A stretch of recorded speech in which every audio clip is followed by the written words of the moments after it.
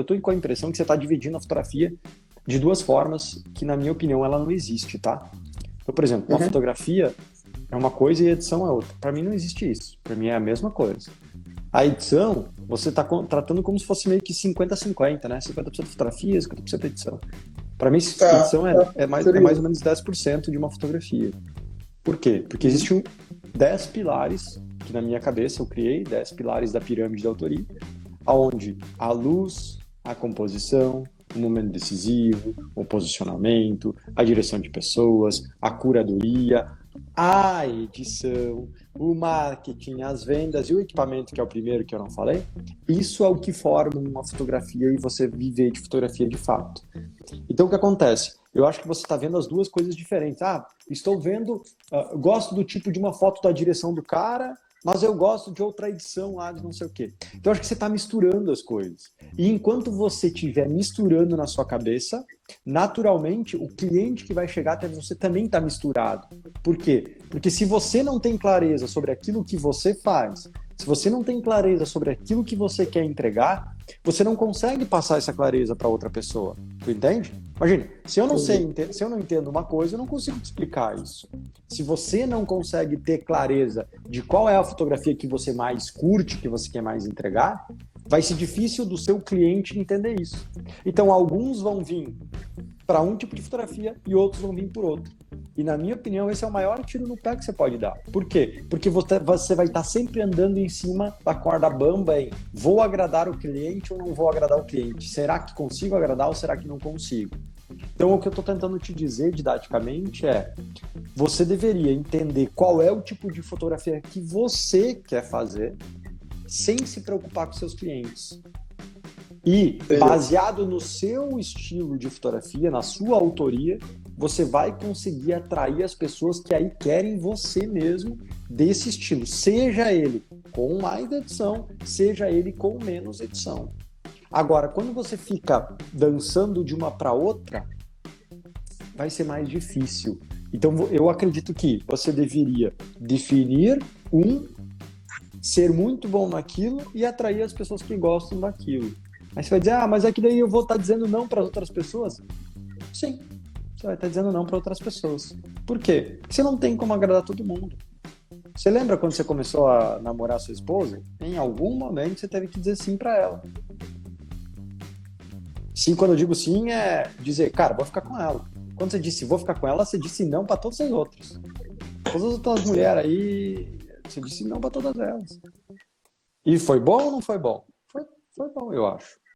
Sacou? Você disse que foi bom para nós não se pipinar na live aqui, né? Disse que foi bom. Então, se disse sim para uma, parece que às vezes você vai dizer assim, não faz sentido, né? Pô, eu posso pegar, sei lá, muitas mulheres ao meu redor.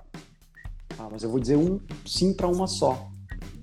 Cara, quando você tem trocentos milhões de possibilidades de vender para as pessoas e você não diz sim para um tipo de pessoa, para uma autoria, você acaba que não namora, não casa, não constitui uma família com ninguém, né? Ou seja, você não consegue ter um cliente fiel a você. Você tem aquele cliente que é aquele, vou ver ali com ele, vou ver se ele faz mais barato ou não. Vou ver, subiu o preço, vou parar de fazer com você, vou fazer com outro. Sabe? Por quê? Porque ele não fidelizou com você. Por quê? Porque ele só tá vendo ali uma pessoa que ele gosta das fotos, mas não é aquele cara que vira um cliente defensor, um cliente fã. Entende? Para isso, na minha opinião, você precisa ter autoria. Então, resumindo, o que eu acho? Eu acho que você deveria definir uma autoria. E quando eu olho para o seu trabalho, eu concordo com tudo isso que a gente falou. Assim, eu não vejo uma autoria marcada. Eu vejo vários testes diferentes aí e tal. Tá tudo bem, não tem nada de errado com isso, tá? Eu acho que cada um de nós tem um momento para conseguir fazer isso. Não é simples, se fosse fácil eu não estava aqui todo dia falando sobre isso, né? Mas eu acho super importante você pensar mais nisso e começar a entender como tecnicamente você consegue fazer isso. Porque ficar trabalhando, pedindo para o cliente como ele quer, na minha opinião, assim, é muito perigoso, cara. É muito perigoso. Você abre... Eu acho que assim... Vamos lá. Vou te dar uns outros exemplos. qual é o arquiteto que é mais caro? Aquele que vai lá e faz de tudo, você fala para ele o que você quiser na casa, ele só bota no papel ali, assina e manda bala. Ou aqueles arquitetos que tem só um estilo, assim, nossa, esse aqui é bom de cabana, esse aqui é bom de casa de concreto, esse aqui tem um estilo não sei qual. Qual parece ser mais caro? Não, dá pra sacar. Né? E assim, você já parou para pensar que todas as profissões são assim? O cara que levanta uma bandeira e define uma parada quem gosta daquele tipo de arquitetura só pode contratar ele, porque ele é o melhor daquilo. Então os arquitetos meia boca que fazem o que o cliente quer, né? Tipo assim, tu quer um aqui? Tá nem aí pro projeto, ele faz só o que o cliente quer, ele só quer agradar o cliente. Só que, na minha opinião, agradar o cliente é pensar no curto prazo, é só pensar nele. Tu entende? E eu gosto de pensar a longo prazo, é você construir uma carreira de sucesso, uma carreira duradoura, longa, próspera, que você possa viver muito bem de fotografia e atrair os clientes que olham e dizem assim, meu velho, Paulo, eu confio no seu trabalho, irmão. Confio no seu trabalho e você tá livre para criar. Não é isso que a gente quer ouvir o tempo todo? Só que a gente só vai ouvir isso quando você definir uma autoria muito forte no seu trabalho. Saca? Quando as pessoas aí em São Gonçalo ou na região olhar para você e dizer assim, cara, esse tipo de foto dele é só ele quem faz. Não é sobre ser melhor ou pior, é sobre ter uma autoria bem definida.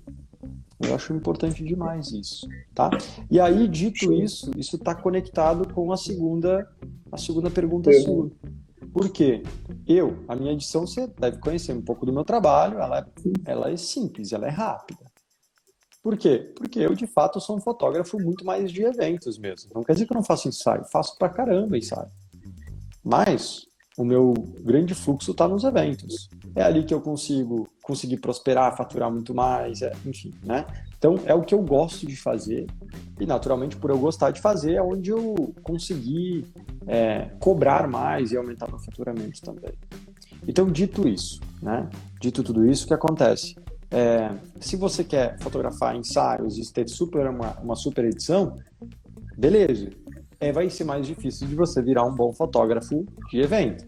Se você vai olhar os fotógrafos que fazem essas super edições malucas aí, eles não fotografam evento. Assim, pelo menos não os que eu conheço.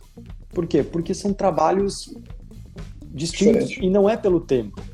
Sabe por quê?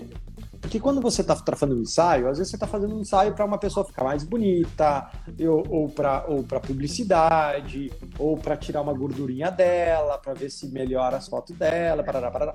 Quando você está fazendo um evento, eu acho que tem uma outra coisa. O que é? É documental. Você está mais falando e contando a história do que aconteceu.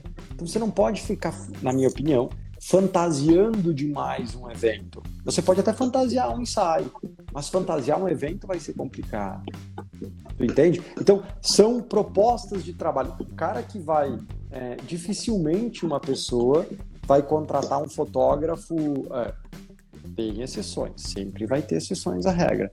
Mas, por regra, geralmente os eventos são fotografias com edição um pouco mais normal, digamos assim. Não é simples, eu não gosto da palavra simples. Minha edição não é simples, minha edição só é normal.